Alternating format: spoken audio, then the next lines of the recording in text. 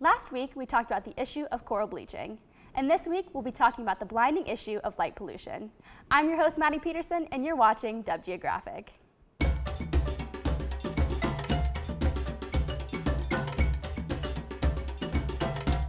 Most of us have been exposed to light pollution at some point, especially those in high population areas.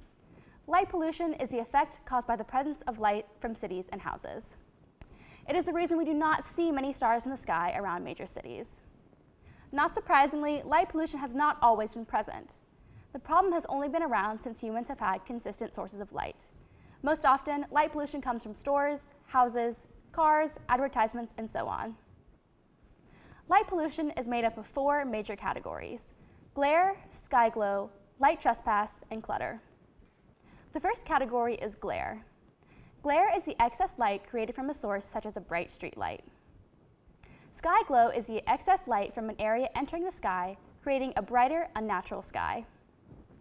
Light trespass is when the light from an outside source shines into somewhere it is not designated to be, such as a street light shining inside of a hotel room. Clutter refers to the grouping of unnecessary and excessively bright light sources. For millions of years, Earth's ecosystems existed in bright days and dark nights, and throughout our evolutionary history, animals adapted to this pattern. However, nocturnal creatures are having trouble adjusting to the changing light patterns caused by light pollution.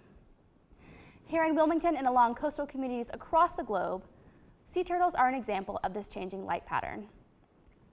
Sea turtle hatchlings make their way to the sea using the brightest light as a guide. Traditionally, that light has been the moon. However, because of the light from beachside real estate and businesses, there have been many cases of sea turtles leaving the nest and traveling in the wrong direction. This disorientation usually leads to the death of the hatchling from dehydration or predation. If you want to be an active participant in solving the problem of light pollution, here are a few ways you can help.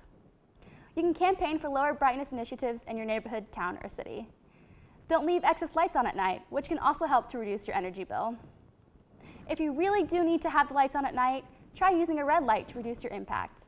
Red light only uses a small portion of the visible light spectrum, so most nocturnal animals do not see this light very well. Thank you for joining us on this week's episode of Geographic. And remember, for a brighter future, help make a darker night. See you next week, Seahawks.